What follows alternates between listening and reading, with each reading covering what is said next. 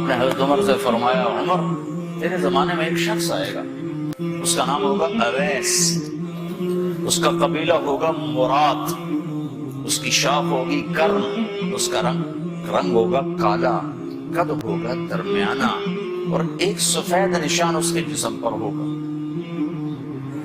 جب وہ آئے تو تم اس سے دعا کرانا، علی تو بھی کرانا، عمر تو بھی کرانا، اور میں قسم کھا کے کہتا ہوں کہ اویس جیسوں سے دنیا بھر جائے تو عمر و علی کے ایک بدن کے بال کے برابر نہیں، لیکن اس کے ذریعے سے ایک پیغام آگے پہنچانا تھا۔ تو حضرت عمر اور حضرت علی حیران ہو کر دیکھنے لگے کہ ہمیں کہا جا رہا ہے کہ اویس سے دعا کروائیں، وہ ہم صحابی وہ تابعی۔ تو آپ نے فرمایا اس نے ماں کی ایسی خدمت کی ہے، جب وہ ہاتھ اٹھاتا ہے تو اللہ ہاتھ واپس خالی موڑتا ہی نہیں۔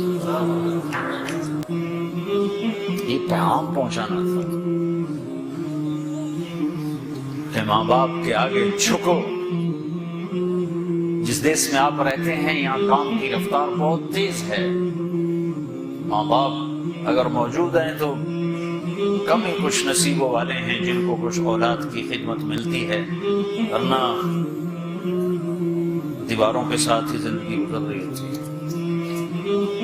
تو عمر رضی اللہ عنہ جب خلیفہ بنے تو ہر سال حج کرتے تھے، ہر سال ان کو ڈھونڈواتے۔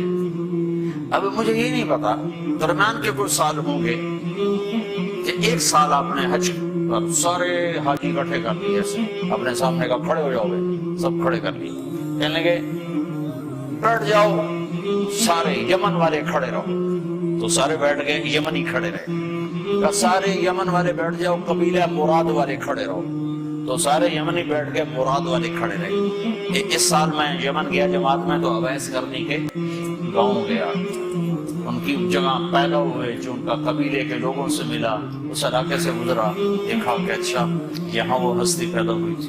خشک پہاڑ ہیں، بالکل خشک پہاڑ۔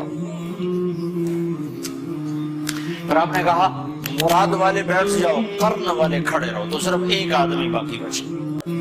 تو آپ نے اس سے پوچھا تم کرنی ہو؟ کہ جی ہاں۔ اویس کو جانتے ہو؟ کہ جانتا ہوں، میرا سگا بھتیجا، میرے بھائی کا بیٹا، لیکن وہ تو تھوڑا پاگل سا ہے، آپ اس کے کیوں پوچھ رہے ہیں؟ تو عمر رضی اللہ عنہ رونے لگے، کہا وہ نہیں، تو پاگل نظر آتا ہے۔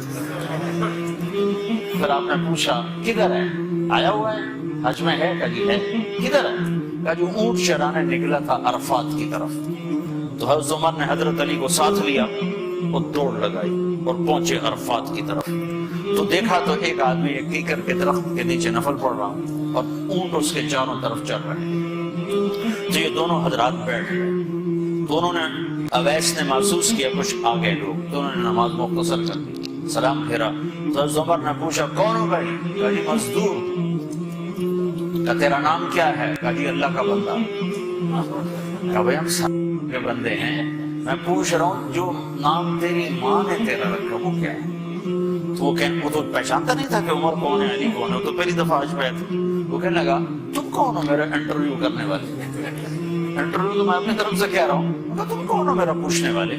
تو حضرت علی بولے یہ امیر المومنین ہیں عمر بن خطاب اور میں ہوں علی بن ابی طالب۔ پھر وہ ایسے ایک دم گھبرائے، دونوں کو سلام کیا، میں معذرت چاہتا ہوں میں نے پہچانا نہیں۔ تو عمر رضی اللہ عنہ نے فرمایا ہاتھ اٹھا، ہاتھ اٹھا۔ برمنگھم والوں کو پیغام پہنچے کہ ماں کی خدمت کیسے کی جاتی، کہ عمر جیسا ہاتھ اٹھوا رہا ہے، علی جیسا، علی جیسا۔ تو وہ کہنے لگے میں آپ کے لیے کیسے ہاتھ اٹھاؤں، میری اوقات ہے کہ میں آپ کے لیے دعا کروں؟ ہاں ہمیں ہمارے نبی کا حکم تھا کہ اویس آئے تو اس سے دعا کروانی ہے، کہ جب وہ ہاتھ اٹھاتا ہے تو وہ ہاتھ خالی نہیں آتے۔ کس وجہ سے؟ تہجد، جہاد، تبلیغ، ذکر، تلاوت، تسبیح، حج، عمرے، نمازیں، روزے، ذکر، تلاوت۔ کس وجہ سے؟ نہیں، ان میں سے ایک وجہ بھی نہیں، ماں کی خدمت کی وجہ سے۔